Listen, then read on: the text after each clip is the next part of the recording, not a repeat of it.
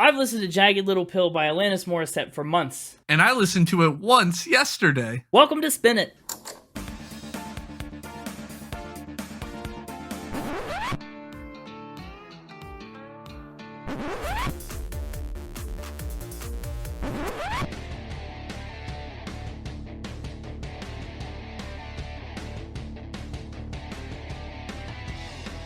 Hi, everybody, and welcome back to Spin It, the record ranking podcast for people who would rather be listening to music. I'm James, and with me is Connor. Say hi to the people. Oh, we're back to that? I don't know. Forcing me to say hi to the people? I thought we got past this. I switched back and forth between them. Are you not going to say hi? I was going to, and then you told me to, so now I'm not gonna. Well, never mind. You've cost the people their hello. I hope you can live with yourself. I can, trust me. Just all of you listening know that he's here. Hello, people. Oh, there. I mean, what's the point? Gotta keep you guessing. I guess. This week we're talking about some more 90s music. We don't do a lot of the 90s yet. Sadly. I mean, we try and jump around to everything, and the 90s are just one of several decades that have been. The 90s exist. Yeah, and there's a lot of good music from the 90s. But this week we're talking about Alanis Morissette and Jagged Little Pill. Sure are. Which is a really interesting album, I think, to come out of the 90s. Right smack in the middle, the 6th month of 1995. That's as middle of the 90s as you can get. Depends on how long the 90s are. You know how long the 90s were. They're done. It's 10 years. Exactly 10 years, as a matter of fact. The 90s is a state of mind, all right? Are you in a 90s state of mind? I am today. Great. Well, then you ought to know. Then I know what? I didn't have an answer in mind. That was just a pun on the song name. I don't get it. Okay, well. Listen, I'm just sitting over here with my hands in my pockets and my head over my feet, as one normally has their head. That's okay. I had notes about that too. We'll get there. I'm jumping the gun, but anyway. Tell me about the artist. Alanis was born in Ottawa, Ontario, Canada in 1974. And fun fact, she's a twin. Her parents were teachers in a military school. So from 3 to 6 years old, she lived in West Germany. Dang. Yeah, I know. In 1980, the family returned to Canada, and Alanis started to learn to play the piano and take dance lessons. She was writing her own songs by the age of 10. So another early starter on our long list of musicians who started as kids. Every time you take me one of those, I just think about how little I did with my 10-year-old self. Really squandered my chance. To be Alanis Morissette? To be anything. Yeah, okay. Not necessarily Alanis. Well, you set yourself up perfectly to be a podcaster then.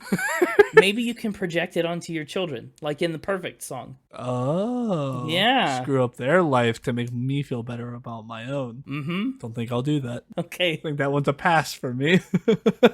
Right. Well, the point is, Alanis did something with her 10-year-old self. Started writing songs, and in her teen years, she started to record demos. Her first was called Fate Stay With Me, and she sent another demo off to Geffen Records, but it got stolen from their headquarters a couple months later. Added to the Spin It mystery list. I know. It's probably sitting in somebody's garage along with the Shin's entire first album. What if it's the same guy out there collecting all of these? Masters. I believe it. He's a master criminal. Careful. You're going to hurt the pride of another master criminal on this podcast. It's not exclusive. There could be more than one.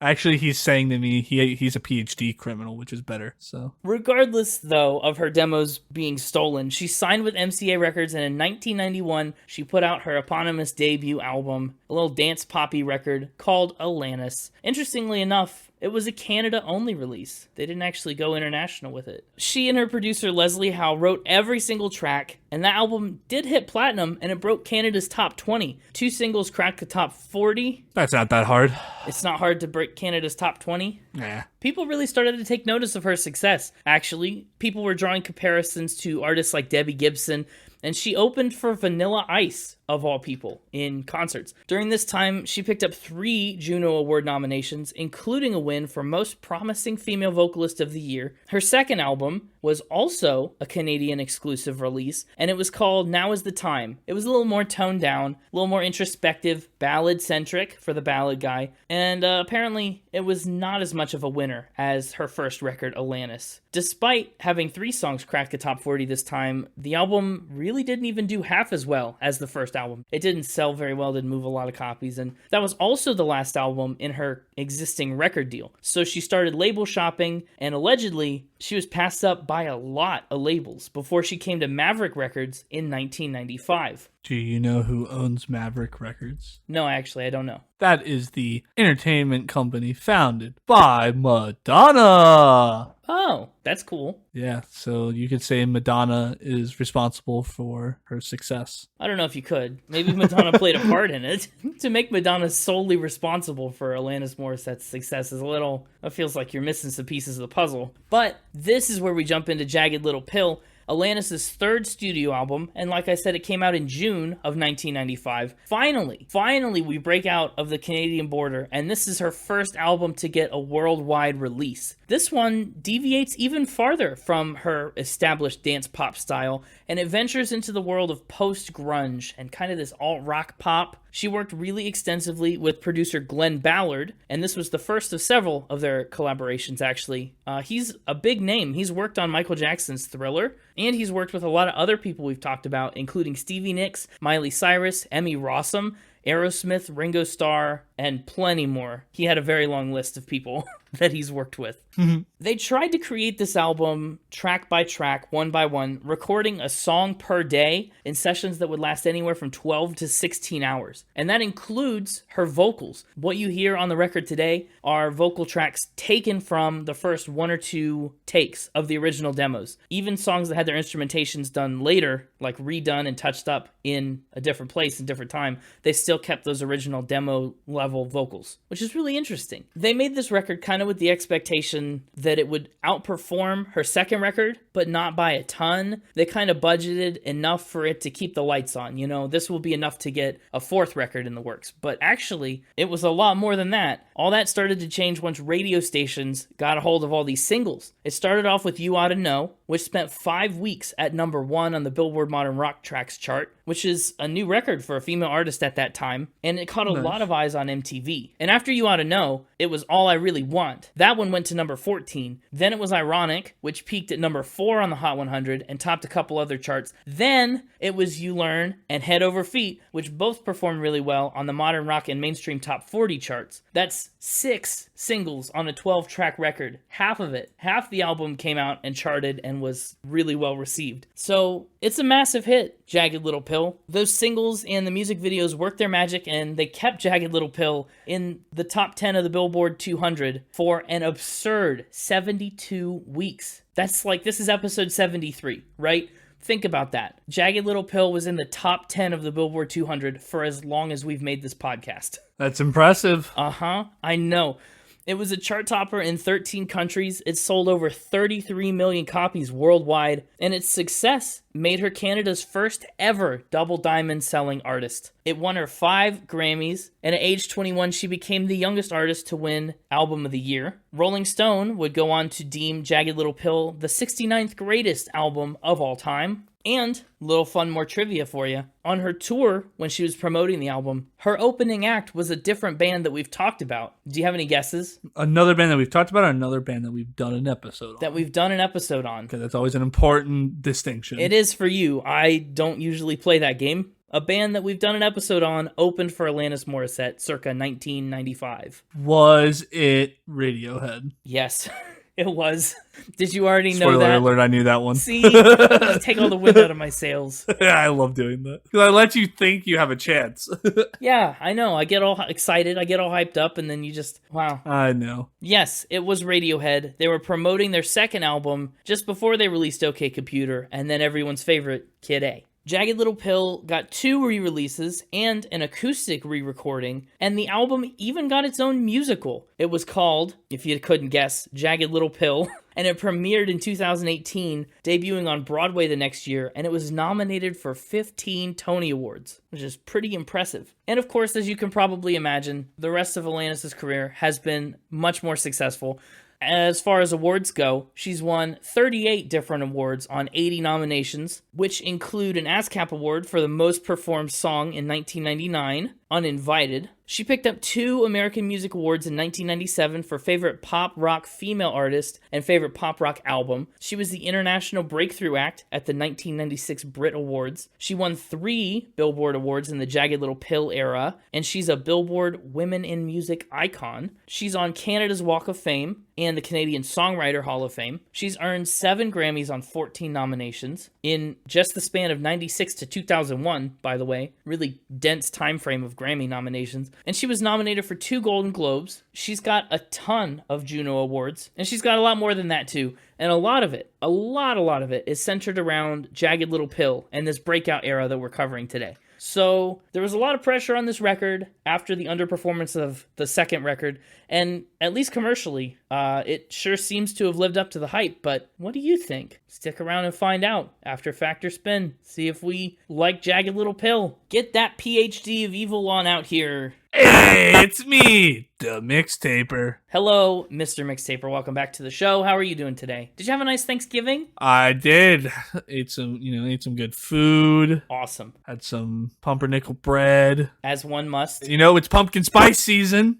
It is. Not anymore, though. We're kind of past it a little bit. This is like the end of the pumpkin spice season. We're now getting into like the peppermint and regular cinnamon. Pumpkin spice is a state of mind. Well, you're right. I'm contractually obligated to bring up Starbucks again in this episode, or they will fire me, and I need that job. Did you sign a contract when you started working that you'd do that? Listen, I may have had more than one mishap in the Starbucks research laboratory.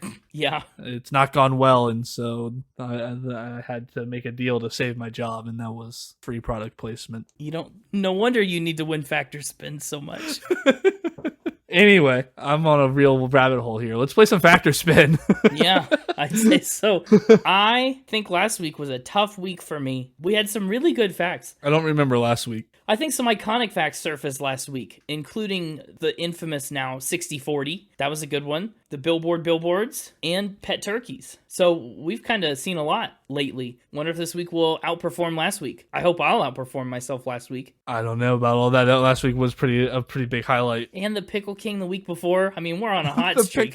Pickle King! What are you going to lie to me about tonight? Well, my first one for you. You know how you mentioned in the rundown, one of the first things you kind of talked about was that her second demo album was stolen. Yes, fact. She's got a really bad luck when it comes to that kind of stuff, because this album almost didn't happen for similar reasons. Oh no, wait, really? Well, that's the whole point of what you have to figure out. What do you mean, wait, really? I don't know. You're about to determine really or not really. Right.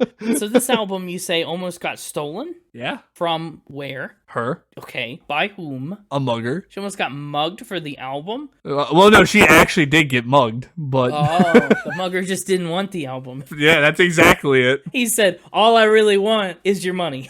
I've got one hand in my pocket, and it's got a gun. What is the situation? Is she walking somewhere with the album in some form? Maybe. I can't do maybe. You said it's my job to figure it out, and I can't do that if you just say maybe. Yeah. Connor also mentioned that she ended up getting picked up by Madonna's record label. Yeah. This was the night before she met Madonna. Oh, gosh. So where was she headed? And, why was she carrying the album with her? So she had all of her handwritten songs, the lyrics and stuff, and some cassette tapes that had the music for it in her bag at the time. Interesting. So that makes sense. Were the cassette tapes the only copies of the album at that time? Yeah. Like the masters? And she said that if the thief had stolen it, she would have had to start all over, and she would not have been able to remember all the lyrics and music. Oh, that would have been sad. So the album was done, and she was just headed along. I don't know if it was done, but she had a lot of them in there. She had the lyrics for You Oughta Know and the cassette tape for it in the bag. Right. You talked about how big that one went. Mm-hmm. Yeah, and if the stories are to be believed, they went track by track, so. Yeah. The story is that I was reading was that Madonna signed her after, was instantly just yes, I want to produce this album with you, after only hearing the first half of the song Perfect. I can believe that. And so the gunman held her at gunpoint and took all of her cash, but decided he didn't want the cassette tapes or handwritten songs, and thus she was able to keep them. How much did he get away with? It just says small amount of cash she had on hand. Oh, okay. Imagine how much he could have gotten away with, because those songs are worth a lot now. I don't know if it would have had the same value, but sure. This is interesting. A mugging. A mugging. I think this was a spin. Oh, going with spin. Yeah, I think this one's a spin. I like the stuff about Madonna hearing half of Perfect and loving it and taking her under her wing. And I also... No, that's it. I don't really believe... Oh, okay. I don't really believe we've had too many coincidental thefts on this podcast so far. And I also don't believe that the cassette tapes would be the only copies. I mean, I'm sure they had to have masters somewhere in a studio, somewhere else. Unless these were like straight up demos. I don't know. I'm still saying this is a spin. You're right. We have not had a lot of coincidental muggings, but we have at least one now because this is a fact. Oh, really? Wow. Yeah. I'm kind of surprised. And imagine, right? Because if she didn't have that stuff to show Madonna, she wouldn't have gotten signed. Like, That's probably true. it really could have changed her entire life if he had taken those songs. Yeah, it could have. Well, I'm starting out about the same as I did last week. That's not promising. Yeah, and my next one is called You Can't Do That on TV. You're getting back into the named facts. After 60% soft, 40% crunchy last week, and now you can't do that on TV. It almost sounds like another Spin It game show. There are a lot of things you can't do on television. One of those is whatever Alanis Morissette allegedly did, which is what? Which is be on a children's sketch comedy show called You Can't Do That on Television. Oh, it's the name of the show. I thought we were really about to go down the deep dark rabbit hole of like some controversy, some scandal where she was like did something unacceptable on TV.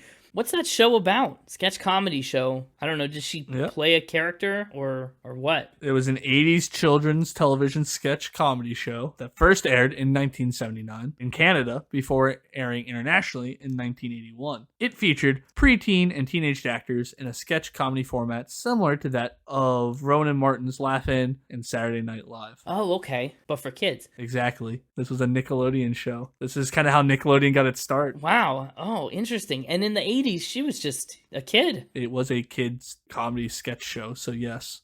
It'd be weird if she was an adult on a kids comedy sketch show. No. I know. Well, but I didn't know if it was a show by kids or for kids. It's by kids, for kids. It's both. Oh. By kids, for kids. Wow. But because this is kind of how one of the ways Nickelodeon got its start, one could argue, if this is true, she's responsible for SpongeBob. Okay, no. See, that's the same. You're really going on some responsibility. You're making some leaps and bounds in assigning blame for things. Not blame, credit. Well, credit is just positive blame. Fair enough.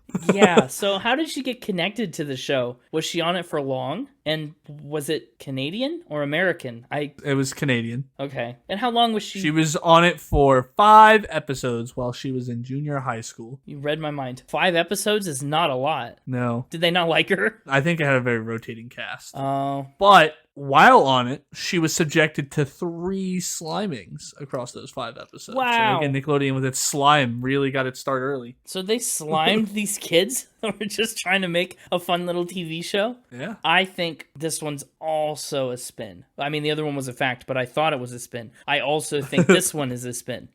What's your reasoning? She couldn't have done that on TV. I don't know a ton about Alanis Morissette, but I think this is something I would have at least brushed past. I feel like I would know just a tiny little bit, unless she was just really insignificantly involved with the show. Do you know anything about her specific sketches? I do not.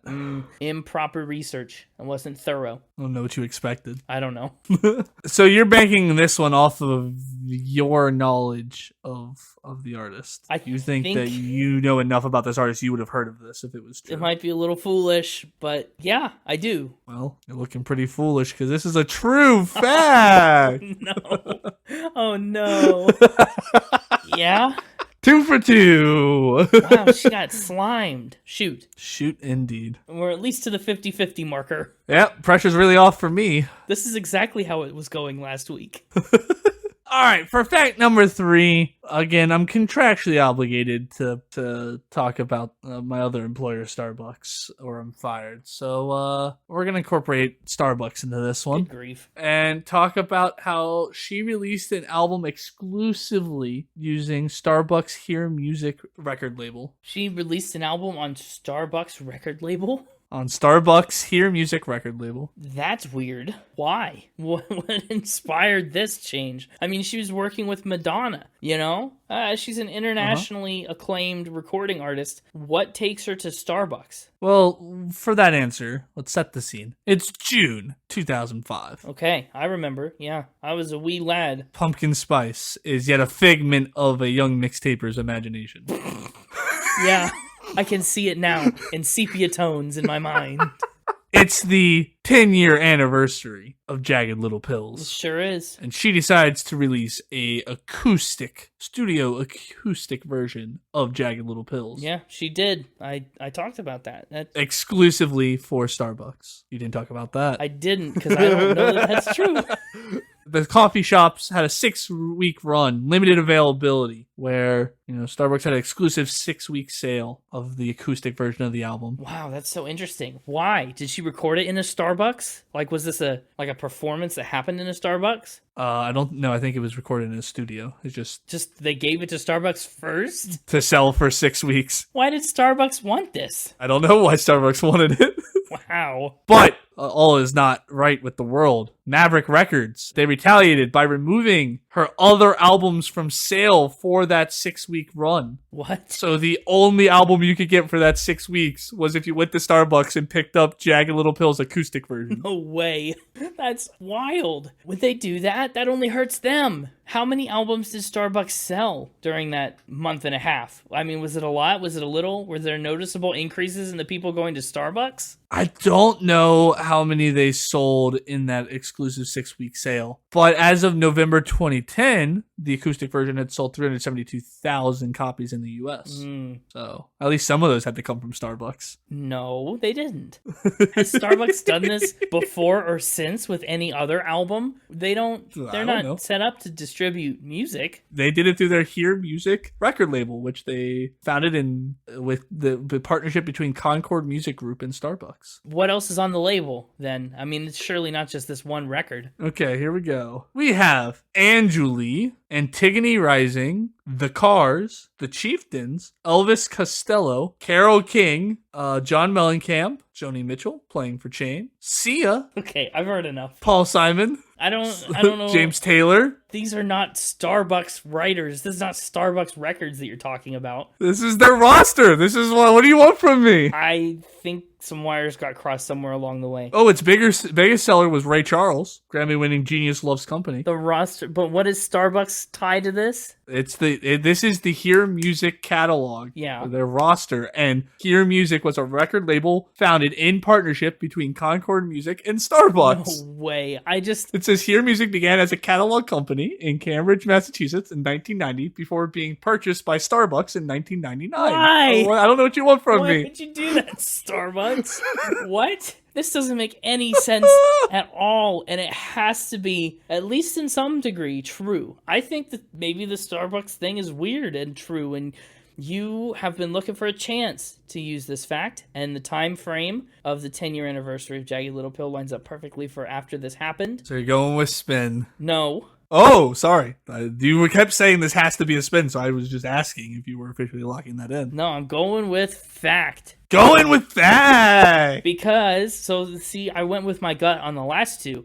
And unlike the Tim McGraw episode where I went with my gut and was right all the time, this time my gut's been wrong. So I think this is the most ridiculous thing you've said in a while. And so I think this has to be true. Let's be certain here. You're saying that Starbucks had a 6-week limited run and that her other record label pulled all of her other records for that 6-week run out of spite. I guess it's a fact still. All right.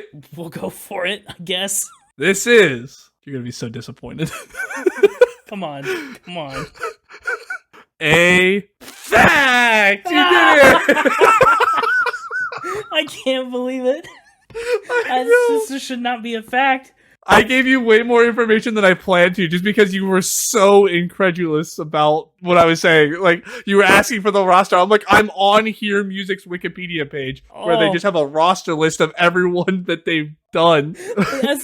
What a wild... That's one of the most unbelievable facts. It's so much. It was so ridiculous. What a week. We've got named facts. This fact was better than 60-40. Wow. Was it? I don't know. I just, in my head, that was a lot. I almost feel like I should have ended on this one. I did not anticipate this one going as crazy as it did. I was like, I'll go with this one. Okay, well, good luck on the final ramp. Yeah, the final ramp, I feel like is going to be a letdown. My head is spinning. All right, my last one for you. She has her own brand of peanut butter. That's pretty good, though. It might not be the same level of final ramp, but that's pretty good. That's why I thought we'd end on that one, but the other one really went wild. Crunchy or smooth? Or both?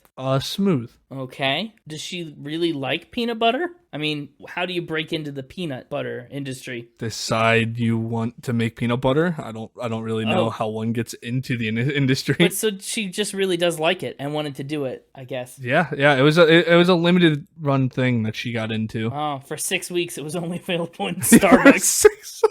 For the peanut butter latte. When does she start? Does she farm the peanuts? If it's a limited run thing, I guess she just probably slaps her name onto somebody else's peanut butter, right? Yes, I think so. Because she partnered with the Peanut Butter and Co. brand peanut butter. Sure. To create a peanut butter that's just named Morissette's. Okay. That's simple, elegant. What distinguishes it from other peanut butters? Is there anything special about it? Good question. It's a honey peanut butter spread. Oh, okay. I was going to ask, see, what if I made a sandwich with Morissette's peanut butter and then James Hetfield's honey from the Metallica Bees? Oh. That would be really good. That would be pretty good. But so this is already a honey peanut butter. Yeah, so you'd have double the honey. Mm.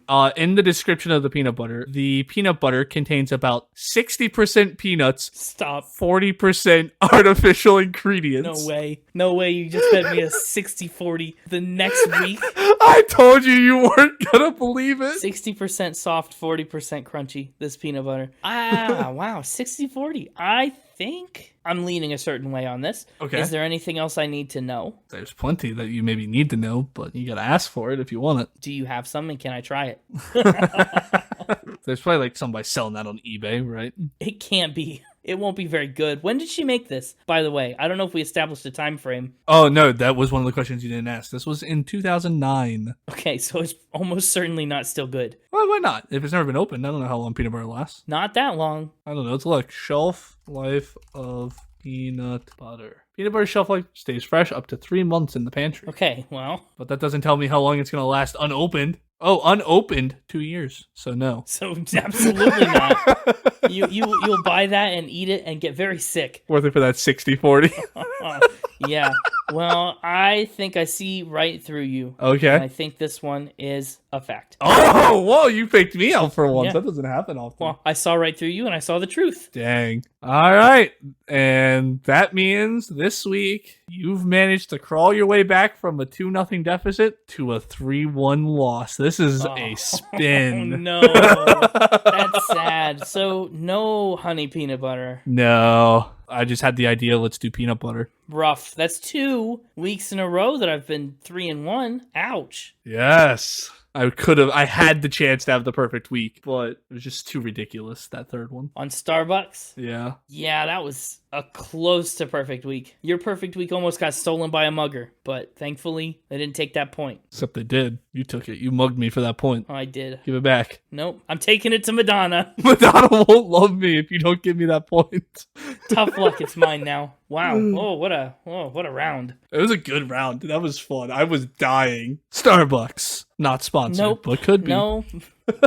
I need to recover. Wow. Well, we'll see you next week for a lot more facts and spins. Boy, I'm excited. And until then, I'm off to make my 3 cents an hour. Yeah! Wow. Welcome back, Connor. I have returned. You sure have. And you lost. I know. I learned a lot, and that's what's important. Again, that was 3 facts there. Yeah, he's really coming back on facts. Overall, he's told a lot more facts than spins, actually. Yeah, he's been on a real truth-telling kick. Again, I think with the holidays approaching, he learned last year that he can't just be truthful the week of Christmas and get presents from Santa. He's trying to be a little nicer. Yeah, well, Mixtober was a lot of lies, so... That's true. He's got a lot of redeeming to do if he wants that iPod Shuffle. I don't know if he ever got it. He did. But with that behind us, let's look forward, and apparently up at the same time, to the album cover of Jagged Little Pill, which features Alanis Morissette looking forward and up. At the same time. Yeah, two different faces. The upward-looking one is red, and the right-facing one is blue-ish, blue-green. You know, it's a whole thing. Yeah. What do you think? What's this inspire in you? Does this stir the emotions? Oh no, now after hearing the mixtape we're talking, it just makes me want peanut butter. This album cover makes you want peanut butter? It doesn't help that I have a jar of peanut butter on my desk right now. Uh-huh. Yeah, what a coincidence. I'm sure that had nothing to do with how things just played out in Factor Spin. Absolutely not. This album cover is okay. It feels a little outdated. I don't think you'd see an album come out necessarily with this album cover today, but it doesn't. That's what mine's gonna look like. Yeah, well, it's the Brown album, right? Oh, that's right. I'm keeping you honest on canon. Listen, the Hippin' and Hoppin' album, if it ever comes to fruition, is gonna be a jumbled mess of canon. Yep. It's gonna have to be like a 50-track album at this point with the amount of song ideas we've had. I know. It's okay.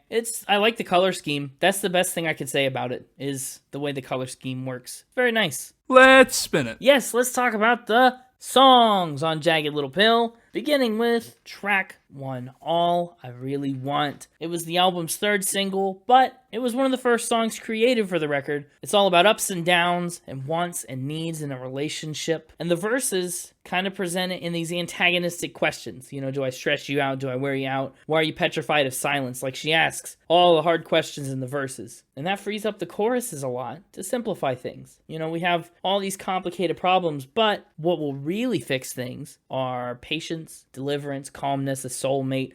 There's a really great contrast between wants and needs and how our problems can be solved. I guess I didn't ask at the beginning of the episode. Do you know any Alanis Morissette songs? Obviously, some of her biggest hits of all time are from this record. If you had said the name to me before I listened to the album, I would have told you no. Wow. Having listened to the album, I realized, yes, I actually knew quite a few of them. Yeah, see? That's what I thought too. I knew some of the big ones.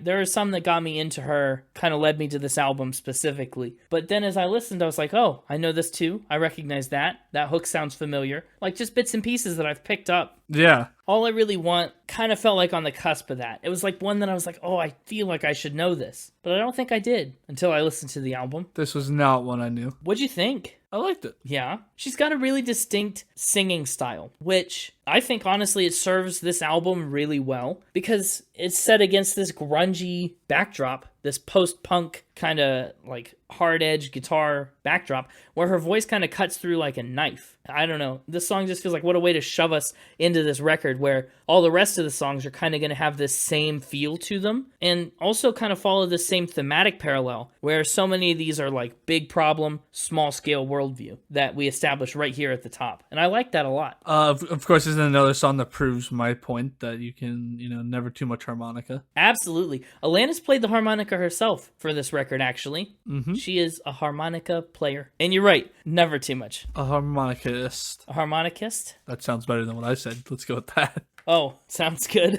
There's a couple really good, subtle harmonica spots here. Unlike, Bob Dylan, who just makes his harmonica shriek out and pierce your ears, this one blends into the background a little more. And I think that's to great effect. I feel like that's a very positive element to this album. Oh, wait, actually, I did know this one. Oh, yes. I was confusing this with a different one. A Late Epiphany. The All I Really Want, ba-doom, ba-doom, is some patience. I knew the chorus. Yeah. Oh, and what's interesting about this album, I realized too, is that I recognize a lot of these songs based on tune, but if I'm just to read the lyrics, I think they're paired with the melody in such a way, in a lot of spots, not necessarily on All I Really Want, but on other songs, the lyrics don't line up in a way that leads you to the melody all the time. Yeah. It was very interesting to where I could read the lyrics and not remember the melody, but remember hearing that as a part of the song. I don't know. It was a cool effect, and it takes a special kind of lyric writing to hit that effect. Let's talk about You Oughta Know. Is this one that you knew?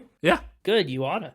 I can't believe you didn't see that one coming. I should have. Well, we keep these same emotions running really high on track 2. You Oughta Know is a breakup song that's not exactly a we'll still be friends situation, if you couldn't tell from the title. We don't exactly know who it's about because she's never come out and said, but people speculate it's actually about Dave Coulier, an actor who played Joey Gladstone on Full House. So it's a diss track. I don't know why, but like all of her choruses are what I know. Again, the song started and I didn't really know it. And then we got to, and I'm here to remind you. I was like, I know this. I don't know from where. Yeah. But I know this. She writes a killer chorus. It was so weird. Like this song, and this is going to be one of my weird brain moments here where I'm about to take you down a journey into Connor's brain. Sure, bring it on. The chorus of this sounds like it belongs over a skating montage, like a skateboard montage. Okay, so in your head, I think what's happening there is you're like tying it to like Avril Lavigne. Am I? Some more like punk pop rock artists from this time period, I think. Yeah, it bears some similarity to that. Yeah, but I guess just the way the chorus sounds. Like the chorus sounds like it's that guitar. It belongs like you should be a bunch of people hitting the half pikes or whatever. It's just, and I'm here. I'm not saying you're wrong. I agree with that. It's just the way that it sounds. I don't know. That's where my brain goes when I hear this chorus. To the skate park. This song was the album's lead single. It was the one that really helped push Alanis out into the international market. And here's a fun spin cycle fact for you. It features contributions from Flea of the Red Hot Chili Peppers, episode 47, and Dave Navarro from Jane's Addiction. Not spin cycle. They kind of played their parts basically with just a vocal and built the track around it, like we've seen a couple different times. And like we even just talked about the other week with Kendrick Lamar. Yeah. This song picked up a pair of Grammys, cracked the top 10 on 3 different US charts, one of her biggest singles of all time, and it's easy to see why. Mostly it's just that chorus.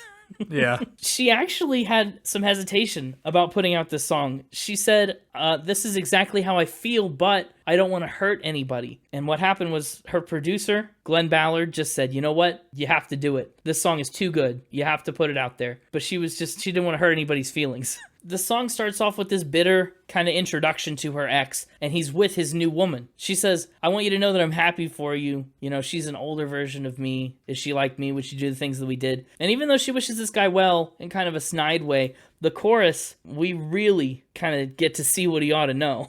He broke her to pieces when he left. He left this massive mess in the wake of the breakup, and he just doesn't care. One of the best lines on the album, I think, is, it's not fair to deny me the cross I bear that you gave to me. Like, what a raw line. Yikes. You know where I know this song from? Oh, you figured it out. Is it from the skate park? I figured it out. It's not. It's from an even weirder situation. Where? It's in season 2, episode 5 of the Netflix drama Bridgerton. What? I've never seen Bridgerton, but this doesn't seem to fit the vibe. Yeah, well, they do a classical string rendition of the song, and that's why I recognize the melody. Really? Because they do it as an instrumental using classical instruments. Amazing. Wow. But yeah, I was so bugged about where I recognized it from. I Googled the song with pop culture and went to its Wikipedia page to see what all had been used in. Wow. Well, that's what popped up. I can't believe it. Good detective skills. Thank you. It's elemental. It's elementary, as I said in the one blooper. We learned. Anyway, it's not perfect, but you know what is. Honey peanut butter? 60-40 honey peanut butter? Pretty perfect. Sounds pretty perfect to me. Yeah. But no, I was referring to track number 3. Yes, track 3, Perfect. We kind of already talked about it earlier when Connor was disappointed in his 10-year-old self. Perfect is a song from the perspective of a parent pushing their own dreams onto their child, setting these really high expectations and maintaining this standard of perfection that really is not clicking with the kid. Not sustainable. No, and this song is not subtle about it. If you're perfect, then you'll win my love. Don't forget to win first place. Wow. Ouch. Okay. Or I will hate you forever. Well, that's implied. I don't think that's actually said.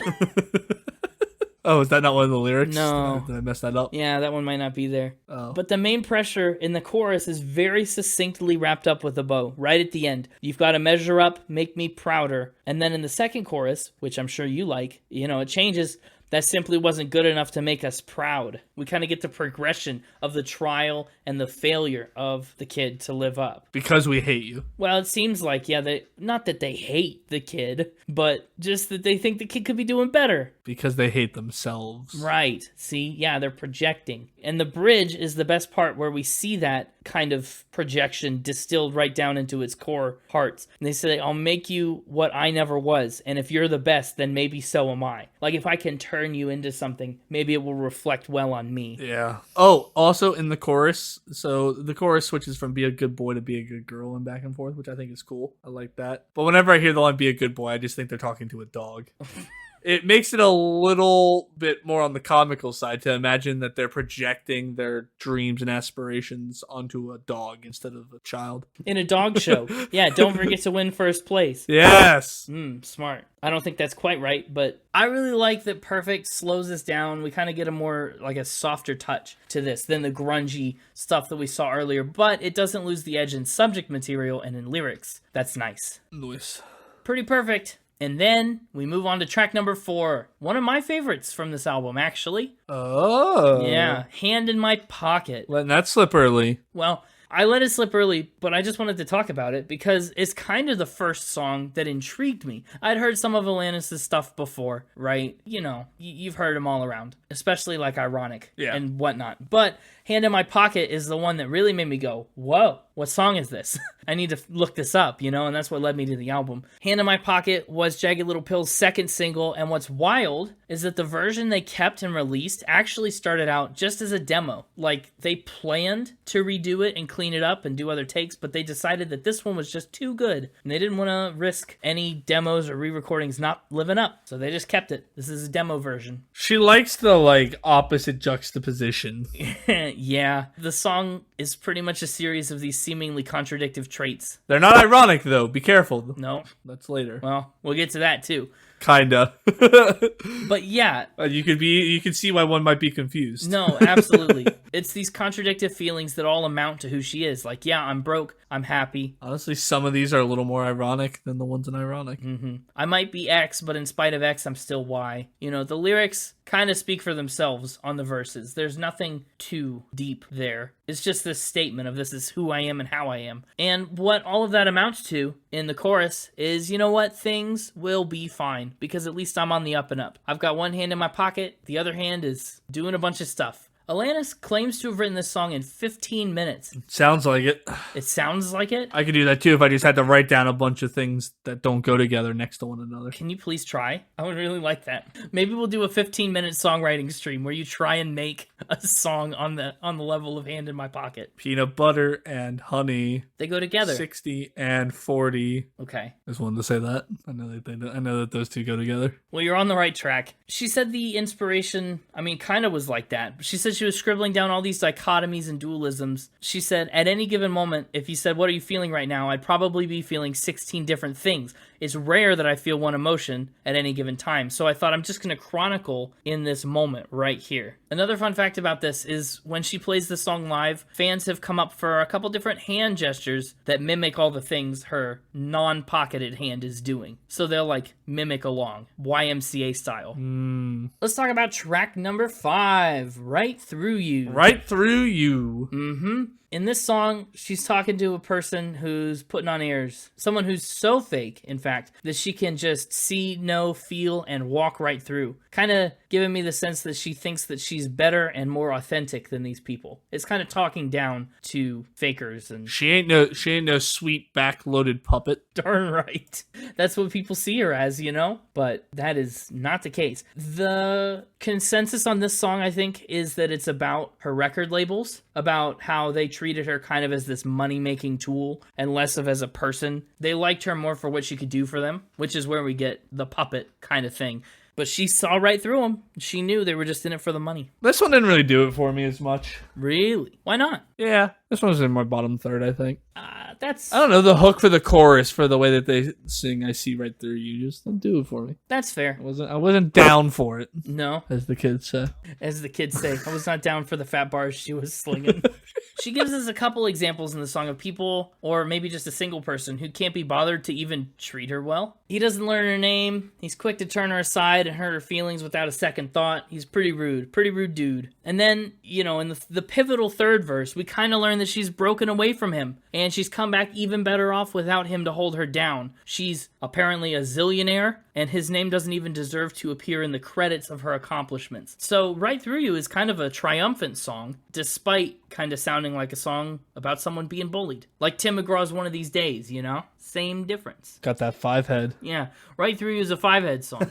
Let's talk about the next song, Forgiven. You're forgiven. Thank you. For what? I don't know. I'm sure you've wronged me at some point. Oh, fair enough. It's nice to know that doesn't matter anymore. You can bank that one for later. That's a pre-forgiveness. Yeah. Forgiven with an E, because it's before. Oh, I like it. Yeah. We just created a new thing. Pre-forgiving people. It's a get out of jail free card. Monopoly created the thing. Yeah, but we had better marketing. Than Monopoly? We'll go down into the history books. I think the little pewter car from Monopoly has better marketing than we do. All I know is Monopoly has done wonders for the thimble. Oh, you're right. It has really improved the PR for the thimble. Without Monopoly, I don't know if kids these days would know what a thimble is. I don't know, even with Monopoly, whether they do. Anyway, that has nothing to do with the song Forgiven. This song is her critique about her religious upbringing. We've seen similar stuff in the past, but never quite from this perspective. In my head, Forgiven was kind of almost from the point of view of Virginia, that Catholic girl that Billy Joel was chasing after in Only the Good Die Young.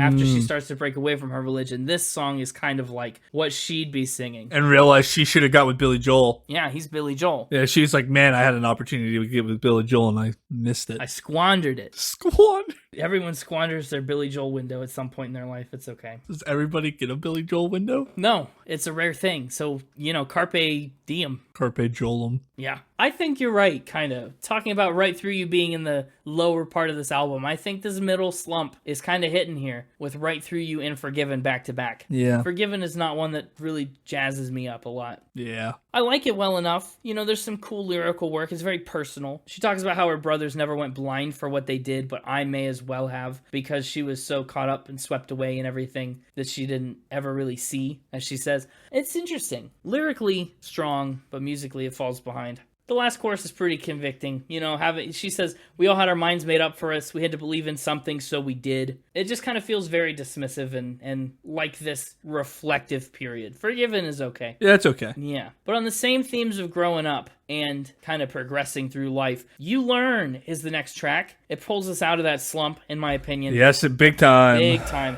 It's one of the album's more optimistic tracks. It was her 5th single, 3rd top 10 hit, and the idea of the song is really simple. No matter what you do, whether it's good or it's bad, you learn from it. Everything has a silver lining. And to prove that it's literally every situation, she just kind of lists a couple different things here. Getting your heart trampled, walking naked around the living room. You can learn from both of those things. We get our title? Yes, Jagged Little Pill shows up in the pre-chorus. Swallow it down, what a jagged little pill. As in, take these consequences as they come. And even though they hurt, what else are you going to do? They're going to make you better in the long run. They're just swimming around in your stomach. It feels so good. Yeah. I like the chorus of You Learn. It's catchy. I do too. It's memorable, and it's got this simplicity that still packs a punch. This is kind of peak Alanis lyric writing. Yeah, and again, this was a chorus that I recognized when we hit it. Oh, yeah? What was this one from? I don't know. I don't know where any of these were from. They just showed up. They just showed up. And I do like, again, the fact that it ends with You Learn at the end of every line, but I like it. I do too. The repeating works really well. Yep, in this scenario, it works. Top notch. Again, it wasn't just you learn, you learn, you learn, you learn Oh, over gosh. and over. It makes the you live, you love, you cry, you lose, you bleed, you scream more punchy when it's followed up with the you learn every time. Yeah, it's a lot more powerful. Each one, we know what the impact of it is about to be and the effect of it is about to have. Every time you bleed, you learn. It's true. Even if the only thing you learn is that you're bleeding. Let's talk about Head Over Feet. This one's actually a really nice love song. Again, you knew this one, right?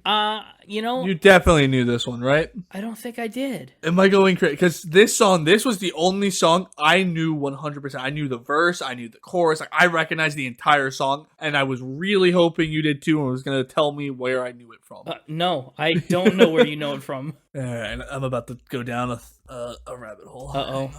It's Dr. Pepper all over again. You gotta cover the podcast for a moment. I gotta figure out where I know this from. Okay, well, you do that. I figured you might know this one, or at least like it a little better as the ballad guy. Big ballad guy. Yeah. She meets this guy on a whim, and she, quote, has no choice but to fall for him because he's such a nice guy. He kind of shows her this whole new side to love that she'd never seen much before. And she puts these really cool lines in here. I mean, one of the most obvious lyrical gems that I really like is the start of that chorus. You've already won me over in spite of me, which is a great line. Like, even though I didn't think I was very win-overable, you still did it. You still came after, you still pursued a relationship with me in a place and in a situation where I didn't think that would happen. Really simple way to sum all that up. Verse 3, also really interestingly constructed. She says, you're the bearer of unconditional things. You held your breath and the door for me. What a line. I mean, we just take this unconditional love and we simplify it. Remember I said at the very beginning, this album is about complicated emotions and complicated problems distilled into really simple solutions and worldviews. This is that.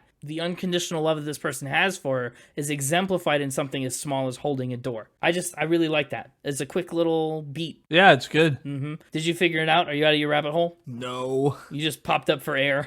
Wait, you want to stay for this part. You even talked about this a little bit earlier. I've always had an issue with falling head over heels for someone because that's just where your head normally is, you know? This is the same kind of thing, head over feet. Unless you're, laying down. I mean, it should really be heels over head for you, right? Yeah. 'Cause then you're like 180 in the wrong direction. Yeah. I don't think the song would work as well, though. Don't be alarmed if I fall feet over head. And then you gotta find some better rhymes. Yeah, and that'd be tough. Yeah, what rhymes with head? Dread, bed, fed, said, wed, bled. We could tie it back into you learn with more bleeding. Tread. A song about tires.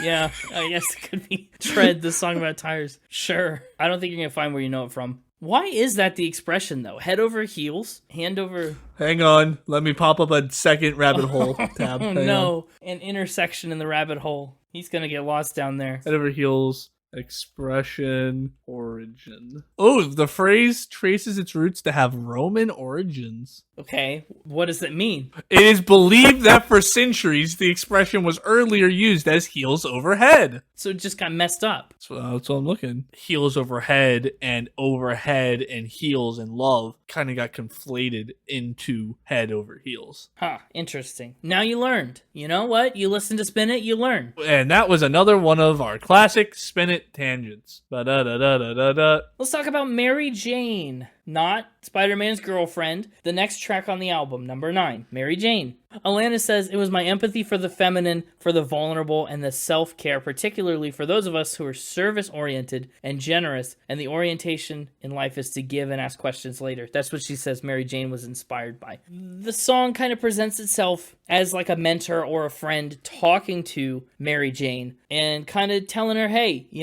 be yourself. Don't let the world kind of dull your shine. Because Mary Jane seems to be the kind of person who goes to really great lengths to conceal her feelings and present a really curated picture to the world. But the speaker sees right through, just like Alanis does earlier on the album. She sees the deeper side of Mary Jane, and she's trying to reach out and get her to open up to the world and be herself. She says, you're the last great innocent, and that's why I love you. What a line. Mary, Mary, quite contrary. No? We get bored, so we get married. We've already done a song called Mary, Mary. That was Merry Go Round by Casey Musgraves, taking it all the way back to like episode 3 or whatever. No, 2. 2. It was 2. Episode 2. Wow. I like Mary Jane. I think it's got the potential to be a really inspiring song if you come at it with the right attitude. You heard him, officer.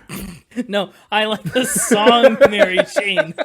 The track, the Alanis Morissette song, right here, track 9. I did like it too. I did like it. The instrumentals the guitar was pretty when it opened up on this song. Yeah, it's a really sweet song. Very sweet. Mm-hmm. Whereas the next one's very ironic. No, it's not. But the next song is ironic. Literally, that's what it is. It's another one of her greatest hits and iconic choruses. And I think the conclusion that people have kind of come to after a lot of debate and, spirited back and forth, is that this generally is a misuse of the word ironic. And most of these things are not ironic and are just frustrating coincidences. Yeah. A couple of them could be dramatic irony if we knew about it ahead of time. Yeah, like Ray Yane on your wedding day. I was just thinking, like, if we knew the old man was going to win the lottery and die the next day, that would have been dramatic irony. Right. Yeah, but it's not inherently ironic. It's just dumb luck. It's not good. It's a bummer. Yeah. I mean, to be fair, does she ever actually call it ironic? She asks, and isn't it ironic? She's asking the question. So we're legally allowed to just say no. She even says, don't you think? Like, no, I don't think. We're legally allowed to say no. We can teach her. Under what circumstances would we be legally obligated to say yes? If it was ironic. Oh, maybe. Can't lie to her. Can't lie. Yeah, you're right. We could teach her. There's room for her to learn. She's just asking whether it's ironic. And who would have thought? It figures.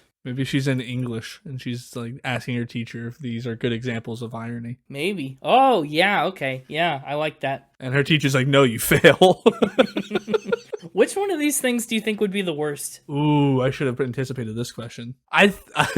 I was gonna say 10,000 spoons when all you need is a knife. You really think that one's the worst, huh? You really think getting pardoned 2 minutes after your own execution is really gonna take the second place to having 10,000 spoons when you just want to cut your cake with a knife? That's why I said I was gonna, and then I realized probably shouldn't. Yeah, most of these people like perish. The old man wins the lottery and dies. This person gets executed. And then, like, this person crashes in a fiery plane accident. And then there's, like, oh, a little fly in my drink. Oh, I needed a knife. Is the I might be misusing the word ironic, but is the dying or being pardoned 2 minutes after your own execution, that one's a little ironic, right? That one's a little. Yeah, it maybe. That is borderline ironic. Yeah. Boy, the melody on this song, though, is just the top. This is the cream of the crop melody from this album, I think. The Ray Yane on your wedding day, that pulls you right in right away. I guess the question is just whether or not it causes wry amusement due to it happening. Like, is anybody sitting there wryly amused at the fact that he was pardoned 2 minutes after being executed? If so, it's ironic. It's pretty sick. I think every execution should have one person whose job is they're the wryer. Their job is to sit in the execution chamber, and when that happens, determine if there was any amusement. Oh, that's funny. But it ain't ironic. No, it's not. You know what else it's not? The doctor. Boy, that was a roller coaster, but we sure got there. It's not the doctor. What a stupid transition. That was one of the best transitions we've ever done. I picked up on it right as you asked. I was almost going to get it out without laughing. Oh, that's right. Not the doctor, the next to last track on this album. This is a song where Alanis is kind of trying to assert her own identity. She doesn't want to be there simply to fulfill the excessive needs of this other person, nor does she want to be coupled to them, to the outsider looking in at their relationship. She's her own person, and so she kind of says so in no uncertain terms. Indeed. I don't want to be the filler if the void is solely yours, she says.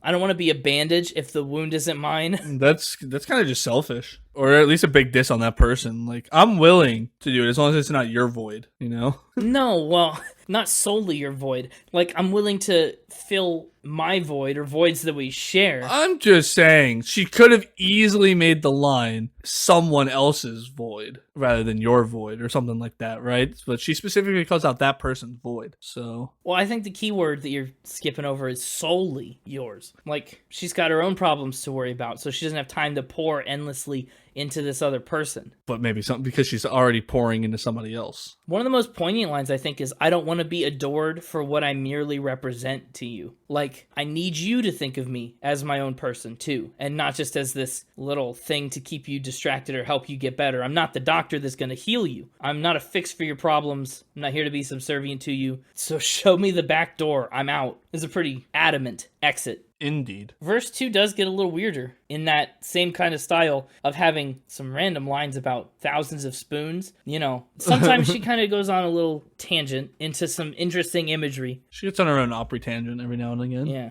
Verse 2, she says, I'm not here to sweep up your eggshells or to be the light in your fridge, while you're rooting around for food at 2 a.m. That's, I mean, specific. That's pretty specific. The first verse was very like metaphorical and high-minded. I don't want to bandage your bullet holes. I don't want to fill your void. But now also, I don't want to be the piece of cake you're shoveling in your mouth at 2 a.m. I'm imagining he's shoveling eggs into his mouth at 2 a.m. and that's how the shells are getting all over the floor she has to walk on. Yeah, I don't want to be somebody's 2 a.m. eggshells either. Yeah, just crunching down on some eggs. Oh, awful. No wonder she doesn't want to fill his void. I don't know, you ready to wake up? Yeah, the album closes on the song Wake Up. And once again, we get these inverted images, like ironic, warm snow, dry rain, the same kind of like contradictory image play that we've seen before. And the falling rose in this song, I like. It isn't a symbol, she loves me not. It's not like that. She says there's no fundamental excuse for the granted I'm taken for, which is one of my favorite lines on the album, even though Wake Up is not one of my favorite songs. I agree. In the chorus, she basically says it's always easier not to do anything, right? The easy way is always going to be opting out. Being isolated and handling things by yourself is the way to go. But then she says what goes around won't come around to you if you're not in that loop. So isolationism is the way to go. And then she starts pleading with her partner to change behavior, to start trying harder, to mix things up and stepping outside of that easy comfort zone and then waking up into something more bold and exciting, which I like. That's an interesting message to end this album on. Kind of that get up off the floor, get out into the world. Like take all this stuff that we've learned for the last,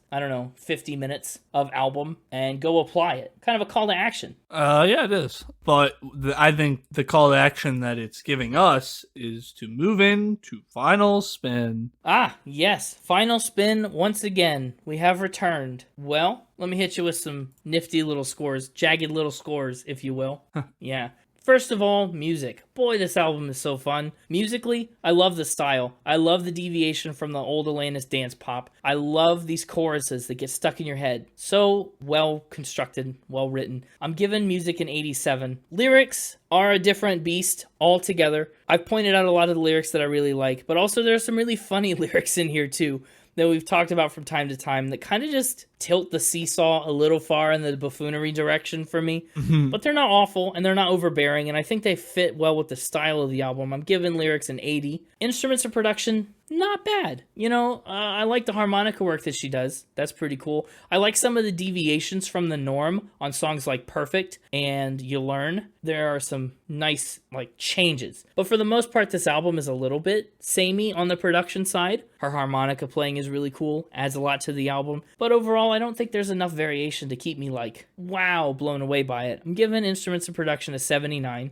Although it is really cool that a lot of these songs were kind of demo tracks. Never meant to sound fully produced and fleshed out. Kind of like just a garage band, core, grunge pop kind of sound. And I like that. Yeah. So I think that factors more into the vibe score, which for me is an 82. I like the lessons she tries to teach on this album. I don't think any of them go unheard. I think they all land really poignantly. And that's a special thing to do. Not every album can be or attempt to be not maybe preachy, but as instructive as this one is and get away with it. I think Jagged Little Pill pulls it off pretty flawlessly. So overall, my score for this album is an 84.1, puts it at number 281 on the ranking spreadsheet. Okay. I like it. That score, I think, lines up. Mm-hmm. That lines up with what I was expecting. Well, good. Then you were on the nose. For me, I think my playlist pick is gonna be Hand in My Pocket. Hand in My Pocket. Okay. Just because that one interested you a bunch. It's the first one to kind of tickle your interest. It is, yeah. And if there's gonna be an Alanis Morissette song that I recommend to someone, it's probably gonna be Hand in My Pocket or Ironic. Really ironic, even with how much we joked about it. Oh, don't you think? I know it's not really ironic, but it's the easiest to sing and one of her biggest hits. It is one of her biggest hits, I guess. It's got that going for it.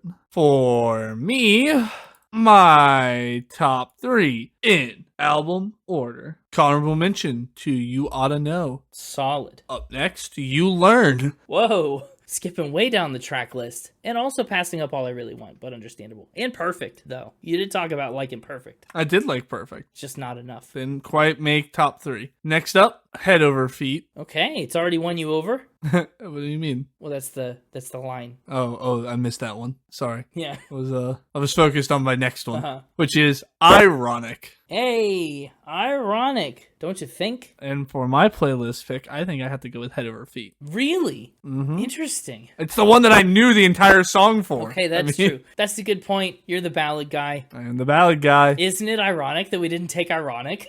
One of her biggest songs, when we're kind of known for taking the most popular sometimes. Sometimes. It's ironic. It's something. Well, Head Over Feet and Hand in My Pocket it is. We got a lot of anatomical songs from this album. It's all about hands and feet. Good stuff. Well, Good stuff. that only leaves me with one more question. Yeah? What'd you learn about the thimble? You've done it again. I'm just kidding. The thimble. No, wait, sorry, no. I take it all back. It was just a joke.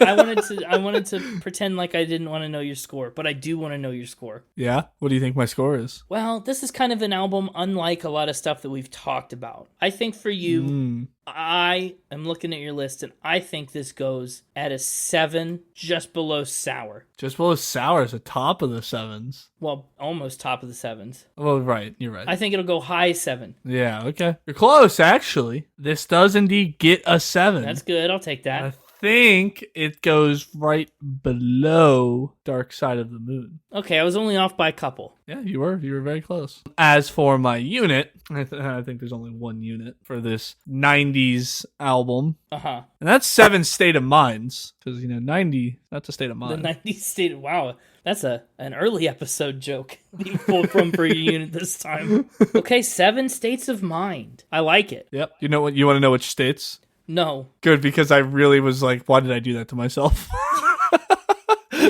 Yeah, I wasn't. So I'm glad you just shut it down. Nope, I wasn't going to let you carry on. I'm not your wayward son. That's a whole different thing entirely.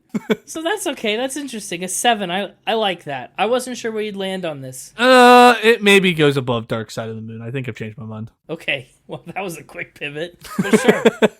I was staring at it and it didn't feel good. Okay. Understandable. I wasn't head over feet. Oh, yes. Of course. So now you are. Now my hands are in my pocket and everything's perfect. Awesome. And that's all I really want. What's the re-listenability like on this album for you? I think it's about 50-50. I think about half the tracks I could find myself, now that I know them. Right. Yeah. Turns out I've been re-listening to these tracks for years. There was a really big stretch of episodes where like every episode there was like one track that I knew and I couldn't figure out where. This was like that, but like every other track. That was right around Kiss. Remember when you didn't know any Kiss songs and then you knew all the Kiss songs? And then I knew all of them. That was a wild one. Oh, yeah. But anyway, if you want to find us on the internet, we're there. You know what? You can find us on Instagram at SpinItPodOfficial. You can find us on Twitter at SpinItPod. And you can find us on our website, www.spinitpod.com. We'll have another fun episode coming out next week. Actually, Spinter Wonderland is right around the corner. It's the holiday season, so we're celebrating once again with some more fun little special seasonal episodes that you won't want to miss. They'll be a wild time. So we'll see you then. And until then, have a great week. And as always, keep spinning. Uh-oh. Hang on. Oh, God. Oh, God. Why? We were so close. We were so close. Well, you know what I We were said. so close. My headset died right as we went to end it. I'm back. Are you there? Yeah, all I said was, All right. Let's say it. no, but No, we gotta say it together. We gotta say it. the moment's gone. No. Keep